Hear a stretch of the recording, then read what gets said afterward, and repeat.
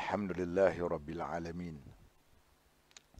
Wassalatu wassalamu ala ashrafil anbiya'i wal mursalin.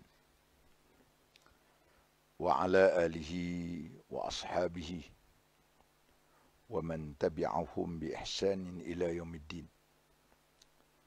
Rabbi shrah li sadri wa yassir li amri. Wahlul 'uqdatam min lisani yafqahu qawli. ولا حول ولا قوة إلا بالله العلي العظيم. اللهم يسر ولا تعسر وتمم بالخير. قال الله سبحانه وتعالى في كتابه العزيز: يا أيها الذين آمنوا كتب عليكم الصيام كما كتب على الذين من قبلكم لعلكم تتقون. Yang dihormati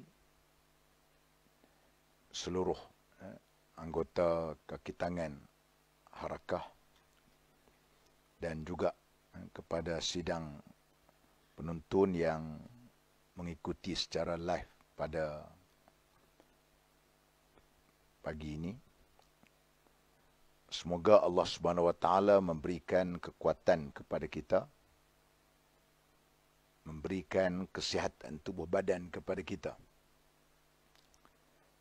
Kerana kita telah sempat untuk berada di penggal yang akhir, iaitu penggal akhir daripada Ramadan. Kerana Ramadan ni awaluhu rahmah wa awsatuhu maghfirah wa akhiruhu itqu minan nar. Ramadan ini awalnya ialah rahmat dan pertengahannya adalah merupakan pengampunan dan akhirnya pula ialah pembebasan daripada neraka. Dan inilah menjadi tujuan kita berpuasa, sebagaimana Allah Ta'ala menyebut, la'allakum tattaqun, semoga kita menjadi orang-orang yang bertakwa kepada Allah. Kita cepat sebenarnya masa berjalan dengan pantas. Kita pun tidak sedar masa berjalan begitu cepat. Bertepatan dengan hadis Nabi SAW yang diriwayatkan daripada Abu Hurairah radhiyallahu an, di mana Nabi menyebut, la taqumus sa'ah hatta yataqarrab az-zaman fatakunu as-sanah kasyahri wa yakunu asy-syahr kal-jum'ah wa takunu al-jum'ah kal-yawm wa yakunu al-yawm kas-sa'ah wa takunu as-sa'ah ka ikhtirafis sa'afah atau kama qala. Maksudnya ialah tidak berlaku kiamat hingga jarak itu menjadi dekat.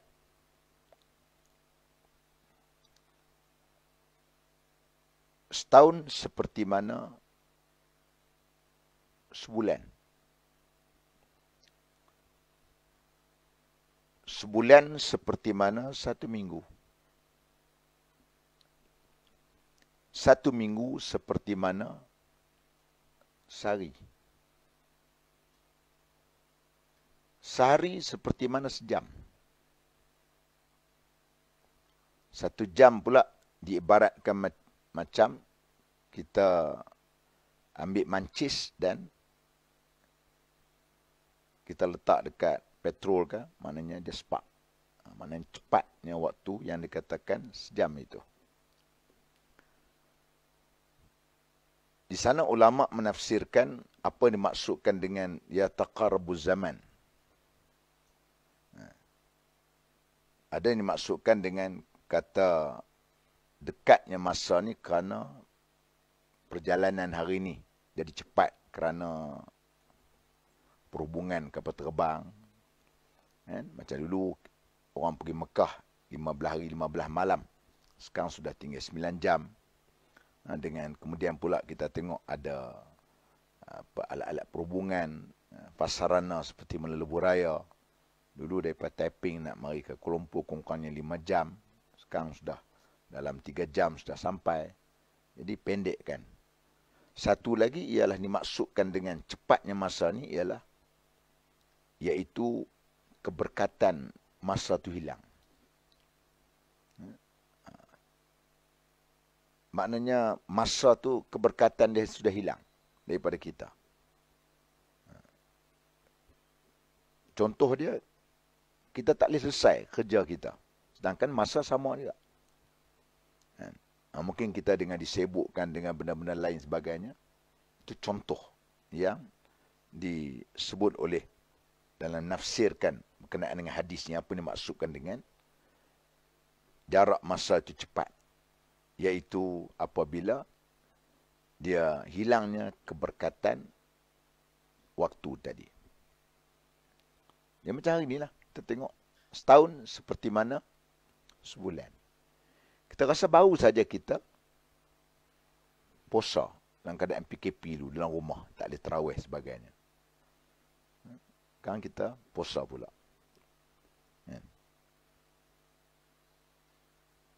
Macam sebulan. Setahun macam sebulannya. Sekarang dah masuk bulan 4. Bulan 4, bulan 5. Puasa baru je. Yang ada anak-anak boleh hantar anak ke sekolah. Dah masuk bulan 5 dah. Sikit lagi anak-anak akan periksa pula. UPSR, akan periksa SPM. Artinya masa tu cepat jalan. Setahun tu ibarat seperti mana? 1 bulan. 1 bulan pula diibaratkan macam seminggu. Seminggu je. Hari ni kita tengok dah masuk 3 hari bulan. Kita puasa, rasa baru je. Hari ini sudah masuk hari yang ke-21. Nak menunjukkan tentang pergerakan masa itu begitu cepat sekali. Cepat sekali kepada kita. Sebulan macam seminggu je. Seminggu pula macam sehari. Itu Nabi kata, seminggu macam sehari. Terasa baru je. Hari Ahad pun ni. Ni dah hari Ahad pula. Cepat gerakan dia. Sehari pula macam sejam. Cukup cepat. Kadang-kadang tak tahu apa benda kita buat kat rumah. Lepas subuh tu balik. Atau pukul 8. Atau pukul 11. Itu Zuhur. Lepas tu Asar. Pasal Ramadan. Buka puasa. Maknanya masa tu nak sebut, itu masa di keadaan berlaku sebenarnya. Betul lah tu Nabi sebut. Nabi mesti maha betul kan. Dia tak cakap dengan nafsu wa ma yantiqu anil hawa. In huwa illa wahyu yuha. Nabi ni dia tak cakap dengan nafsu dia. Jadi sebab itu, sejam pula, dia macam, kita ambil mancis, kita letak di tempat yang kita nak bakar. Cepatnya pergerakan masa sejam tadi.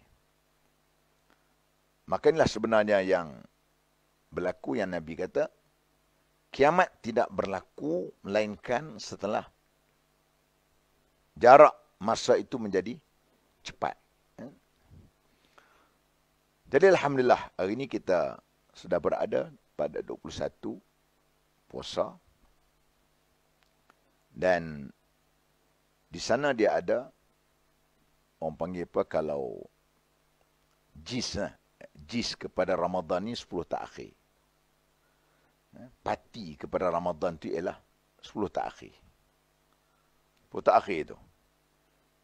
Yang sebenarnya menjadi rebutan kepada orang-orang yang menghidupkan 10 takhir ini. Kerana di situ terdapatnya yang disebut sebagai malam Al-Qadar. Ataupun kita sebut malam Lailatul Qadar. Malam tu malam lah, Lailatul tu malam juga. Kan? Macam orang kita tolong pergi buka pintu gate sekejap. Pintu tu gate dah kan. Kan? Jadi itu biasalah kan. Tapi nak faham mudahnya saya nak sebut ceritanya malam Lailatul Qadar orang Melayu kita sebut. Kerana ini di antara yang kita kena, orang panggil apa, kena hidupkan. Kerana Nabi SAW ni pun antara perkaranya ialah baginda menghidupkan malam, terutama di dalam untuk memburu Lailatul Qadar. Kerana Nabi SAW, seperti mana hadis riwayatkan daripada Bukhari dan Muslim, an Abi Hurairah radhiyallahu anhu an Nabi sallallahu alaihi wasallam annahu qala man yaqum Lailatul Qadr imanan wa ihtisaban ghufira lahu ma taqaddam min zambi atau kama qala. Siapa yang man yaqum Lailatul Qadr, siapa yang mendirikan, menghidupkan Lailatul Qadar dengan penuh keimanan, dengan penuh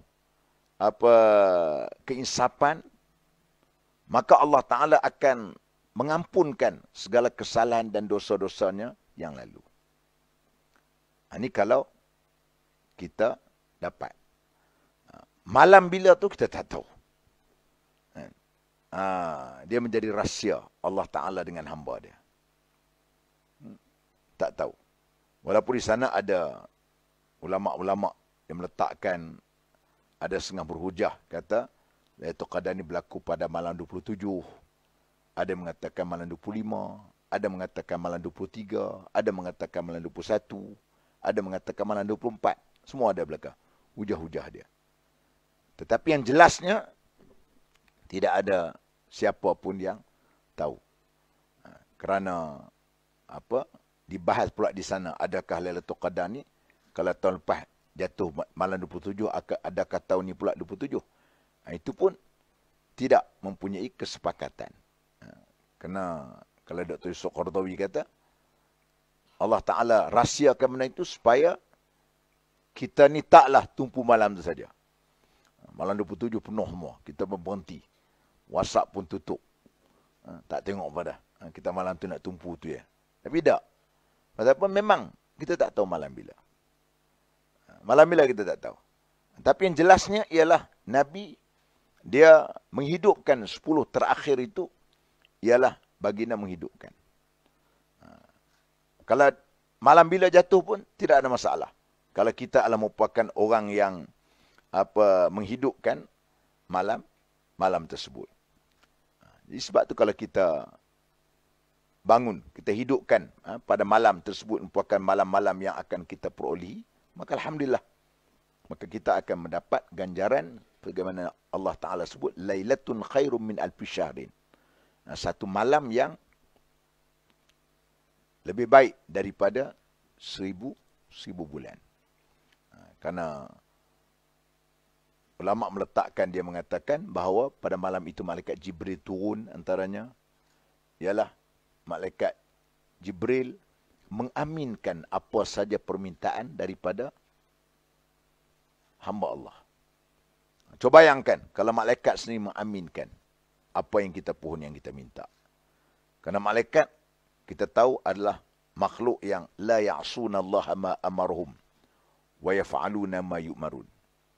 Malaikat ini ialah makhluk Allah yang paling taat. Dia tak pernah membuat kesalahan, kesilapan, malaikat ni. Kerana dia dipelihara oleh Allah. Dipelihara oleh Allah, ni malaikat. Malaikat ni dipelihara oleh Allah Subhanahu wa taala. Dia tak pernah buat dosa. Dia punya graf dia sentiasa naik. Kita tak. Kita manusia ni orang panggil apa? Macam equalizer kan. Kejap naik. Duduk dalam kuliah ni tinggi sikit, iman. Saya pun sama juga. Bila bagi kuliah ni, iman tinggi sikit. Bila keluar dari kuliah lagi, iman turun. Itu biasa. Kita manusia kan. Kita yazid, tambah. Dan juga wayang kus, kurang. Ada tambah, ada kurang.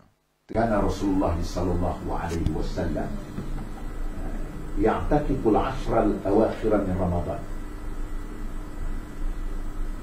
Nabi beriktikaf pada 10 terakhir daripada Ramadan. Nabi lakukan itu. Nabi melakukan itu ketika baginda beriktikaf. Sebenarnya kalau iktikaf dalam masyarakat kita pun jaranglah buat begitu.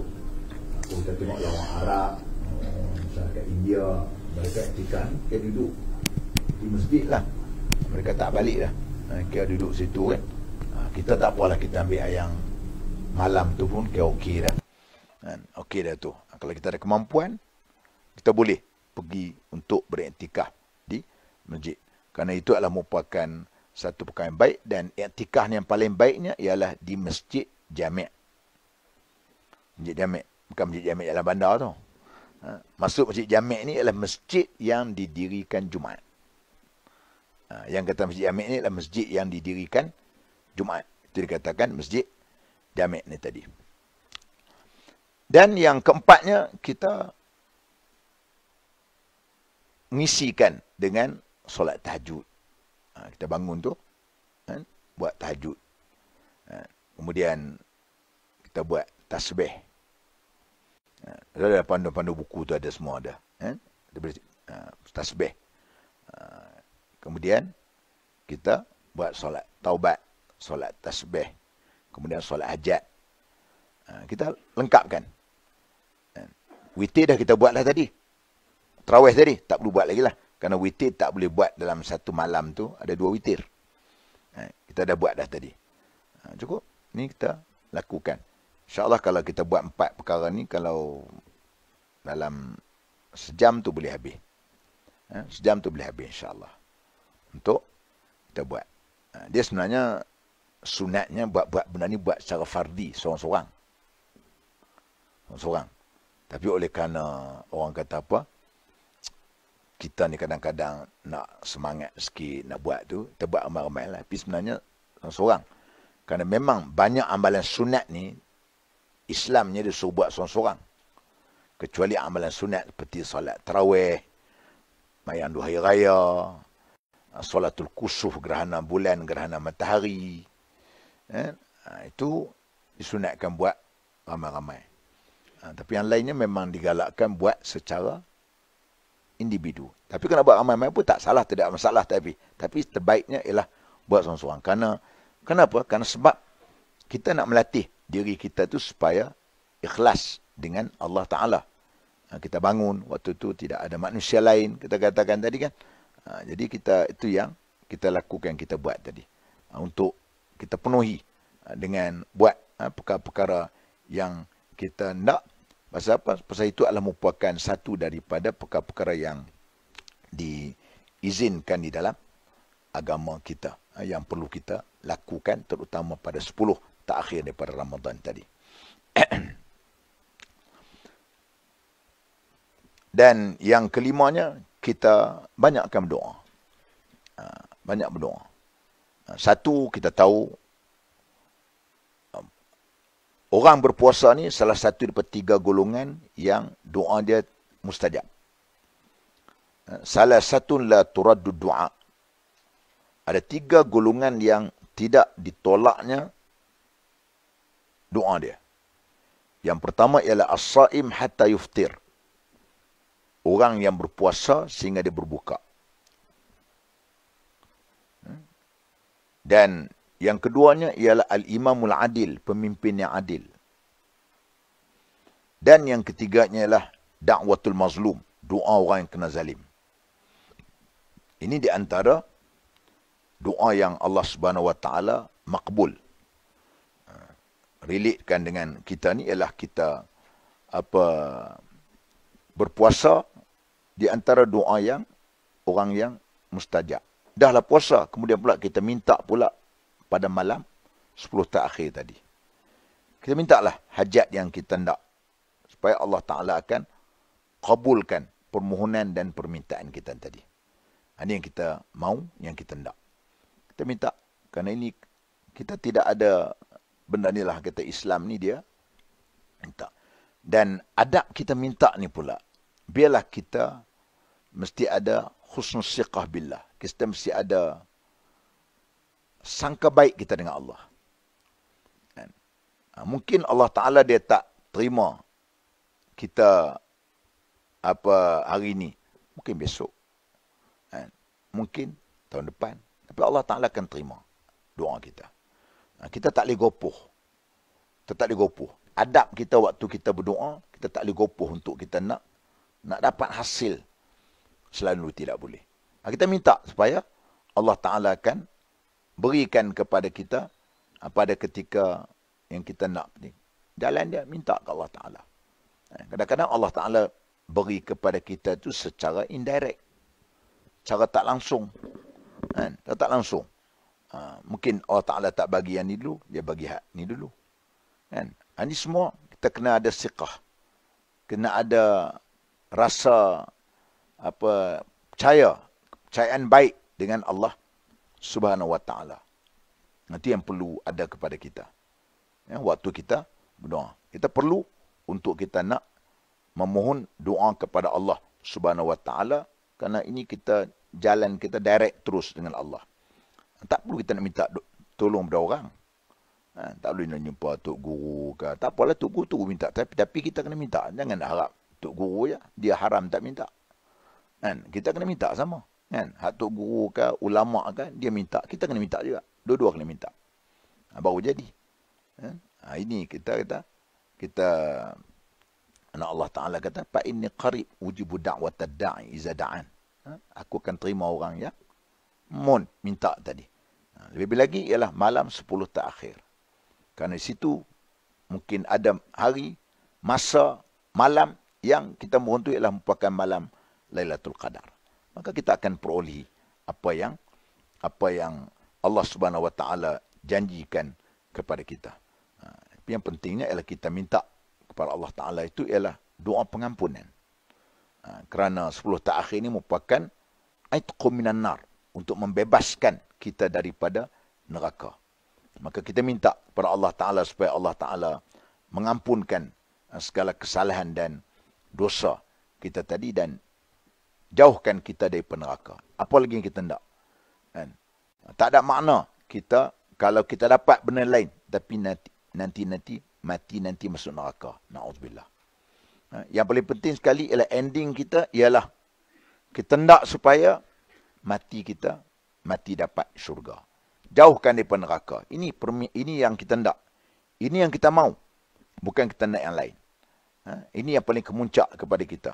Tidak ada makna kita dapat segala dunia, wa ma fiha, apa yang ada terkandung dalam dunia ini, tetapi kita tidak mendapat pengampunan daripada Allah Ta'ala. Tidak ada makna. Tidak ada arti yang tadi. Oleh itu antara benarnya ialah kita minta supaya kita berdoa kepada Allah Subhanahu wa Ta'ala.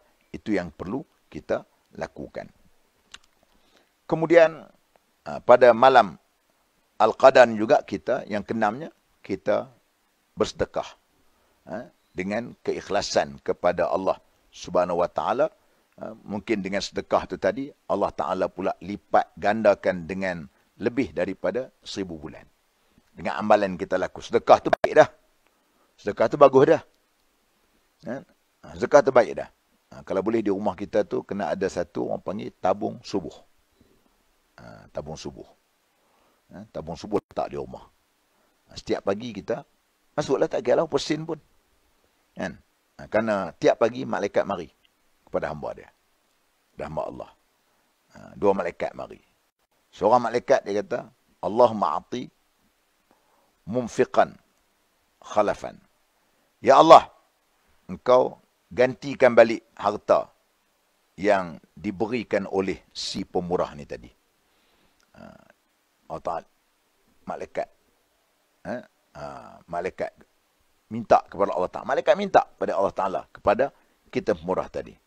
Kalau Allahumma a'ti mumsikan talafan. Ya Allah, engkau binasakan harta orang yang kedekut tadi. Jadi kita dapat impun tu, apa lepas tu kita bagilah kat mana. Ke markas ke anak yatim ke mana, kita bagi. Cukup masa kita bagi. Maknanya pentingnya didik Kerana waktu tu hari tu malaikat turun. Dekat turun. Tak langsung kita mendidik diri kita tu untuk menjadi orang yang bersedekah. Jadi kita bila kita bersedekah namanya ialah waktu itu ialah waktu kebetulan kalau malam tu merupakan malam Al-Qadar, maka kita akan digandakan dengan 1000 kebaikan, 1000 bulan. Itu yang kita nak. Kerana Nabi sebut fattaqun nar walau bisyiqqi tamrah atau kama qala. Naklah kamu takut neraka walaupun dengan kamu menderma dengan sebiji kurma. Biji kurma. Kamu dapat elakkan diri kamu daripada neraka. Ada orang yang amalannya tidak banyak mana. Dia tak banyaklah buat sunat, dia buat wajib dia. Tapi dia rajin bersedekah. Tapi dia akan dimasukkan oleh Allah Ta'ala ke syurga. Sebab pemurah yang ada kepada dia tadi. Kepada dia tadi. Janganlah semayang tak. Tapi sedekah rajin tak edi. Kerana dia semayang tu asas. Modal dia asas semayang. Awalul hisab as-salah. Perkara yang awal kali akan dihisab besok semayang. Jadi kalau kita tak semayang, hak lain tu, dia orang kata apa, lara je lah. Yang penting, semayang lo. Semayang hak wajib buat tadi kan. Ini katakan, sedekah itu merupakan satu benda yang penting. Dan as-sadaqah, yang lain, Nabi sebut, tadfa'ul bala. Sedekah itu dapat menolak bala. Ini kata sedekah juga akan dapat menolak bala. Dan ada hadis yang lain juga Nabi kata, rawatlah penyakit kamu itu dengan sedekah. Ada penyakit yang kita telah jumpa dengan elopati, doktor biasa jumpa dengan homopati, jumpa dengan syifa. Tapi mungkin kadang-kadang tidak hilang, tapi Allah Taala bagi hilangnya dengan kita sedekah. Ini kita bersedekah pada malam tersebut merupakan satu malam yang baik untuk dapat kelebihan yang kita nyatakan tadi. Dan yang ke-8-nya ialah kita membaca Al-Quran. Quran tu kita kena baca. Quran, untuk kita baca Quran, kerana Quran ni kita kena faham. Besok Allah Subhanahu Wa Taala akan dia mari, Nabi kata, Iqra'ul Quran, baca Al-Quran. فإنه يأتي يوم القيامة شفيعا لصاحبه. Dia akan berikan kepada kita besok syafiat, memberikan syafaat kepada Tuhan yang baca. Kita nak Quran itu menjadi pembantu kita di hari akhirat nanti. Itu kita baca Quran. Kerana kita malulah kita dengan Allah. Dahlah Quran ni hukumnya orang tak amalkan. Tiba-tiba kita pula tidak beramal dengan tak membaca Al-Quran. Baca pun tak. Tiba-tiba amal dah tak buat dah. Kan? Tapi tiba-tiba kita juga tak baca. Dan yang akhir sekali ialah kita memberi orang buka puasa. Pada 10 takhir. Hari-hari biasa tu dah baik dah. Tapi kerana buka puasa ni, kerana Nabi sebut, dia kata, man fatara sa'iman, kana lahu mislu ajrihi, ghairu annahu la yanqusu min ajri sa'im syai'an. Nabi kata. Man fatara sa'iman, kana lahu mislu ajrihi. Siapa yang memberi makan orang yang berpuasa, maka dia akan memperoleh pahalanya, yang tak kurang pun, sedikit pun pahala orang yang dia bagi makan tadi. Pahala dia dapat. Kalau kawan tu dapat 10, kita pun 10 misalnya. Kalau kawan tu 100, kita 100. Itu kelebihan dia apabila kita beri orang buka puasa. Sebab tu kita bagi orang yang buka puasa ni orang yang soleh, beri kepada mak tafiz, beri kepada masjid, surau, tu orang yang baik. Orang yang mereka tu, pahala mereka tu dapat kepada kita bersama. Dan kebetulan malam tu kita bagi buka puasa itu ialah malam yang Lailatul Qadar. Maka insya-Allah di sana kita akan dapat dengan 1000 kebaikan sebulan yang Allah Taala sebutkan tadi. Jadi saya rasa itulah yang saya dapat sampaikan pada hari ini sebagai untuk tazkirah kita bersama. Aqul qawli hadza wa astaghfirullahal azim li wa lakum Wassalamualaikum warahmatullahi wabarakatuh.